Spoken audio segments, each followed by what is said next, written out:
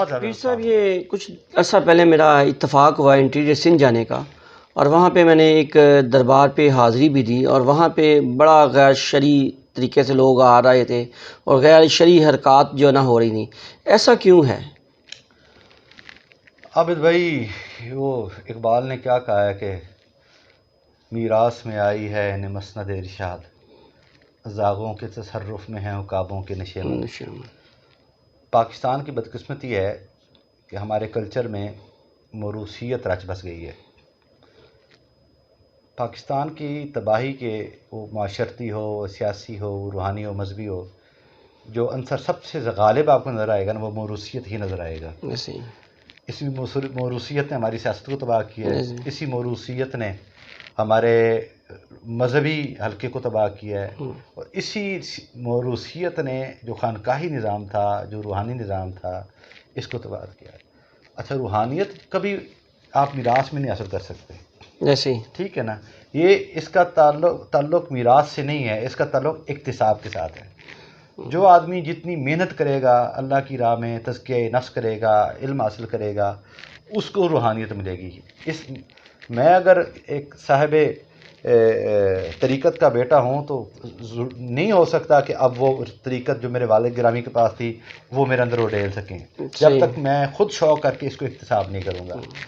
یہ ہماری بدقسمتی ہے خانقاہوں کی، کہ اب یہاں پر خانقاہوں پر صاحب علم لوگ اور صاحب عمل لوگ بالکل مفقود ہو کر رہ گئے ہیں. گدی نشینوں کو پتہ ہوتا ہے کہ میرے بعد میرے مریدوں نے میرے بیٹے کی ہاتھ چومنے ہیں، نظر نیاز اسی کو دینی ہے، اور کسی کی مجال نہیں ہے. تو وہ دلچسپی نہیں لیتے بیٹوں کو پڑھانے کے لیے، اور نہ بیٹے دلچسپی لیتے ہیں پڑھنے کے لیے. صحیح. اللہ ماشاء اللہ. یہ سب سے بڑے ہمارا آج کے دور میں خانقاہوں کے حساب سے سب سے بڑا ایک المیہ ہے. اب جو آپ نے ذکر کیا، یہ وہی خانقاہیں ہیں جن کے گدی نشین وہ لوگ ہیں جن کو شریعت اور دین کا الف بے بھی نہیں پتہ. ٹھیک ہے، ان کو اتنا پتہ ہے کہ ہاتھ چوم لیں، سجدے کروا لیں، اور وہ لوگوں کے دل میں وہ ایسا خوف ڈال دیتے ہیں کہ خدا نخواستہ اگر پیر ناراض ہو گیا تو اللہ ناراض ہو جائے گا. وہ ایسا ان کی ذہنی تربیت کرتے ہیں.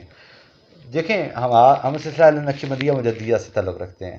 جو میرے شیخ اول تھے وہ تو سرکار دو عالم علیہ السلام کی ذات ہی ہے، اور اس کے بعد سیدنا ابوبکر صدیق رضی اللہ تعالیٰ عنہ جب مسند خلافت پر بیٹھے تو انہوں نے جو پہلا خطبہ دیا تھا نا مسند خلافت پر، وہ کیا تھا؟ وہ ہم پیروں کے لیے مشعل راہ ہے. آپ نے فرمایا تھا کہ لوگوں، مجھے تمہارا امیر المومنین بنایا گیا ہے، بحیثیت امیر آپ پر میری اطاعت فرض ہے. اگلی بات سنیے گا، اس وقت تک جب تک میں اللہ اور اللہ کے رسول کی اطاعت میں رہوں گا. اگر تم دیکھو کہ میں اللہ اور اللہ کے رسول کی اطاعت سے ہٹ گیا تو تم میری اطاعت نہ کرنا. مجھے بتائیں، آج کتنے پیر ہیں، کتنے خانقاہوں کے سجادہ نشین ہیں جو اپنے مریدوں کو یہ کہہ سکتے ہیں کہ اگر تم مجھے اللہ اور اللہ کے رسول کی اطاعت سے ہٹا ہوا دیکھو تو تم میری اطاعت چھوڑ دینا.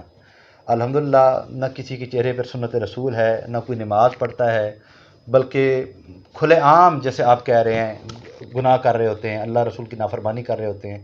اگر یہ اعلان کر دیں تو پھر تو سارے مرید پیروں کو چھوڑ دیں میرے سمیت. ٹھیک ہے کہ نہیں؟ تو یہ بدقسمتی ہے ہماری. علم کا اٹھ جانا عابد بھائی، خانقاہوں سے علم کا اٹھ جانا اور عمل کا ناپید ہو جانا، یہ دو وجوہات ہیں خانقاہوں پر شرک و بدعات کے کثرت میں آ جانے کا.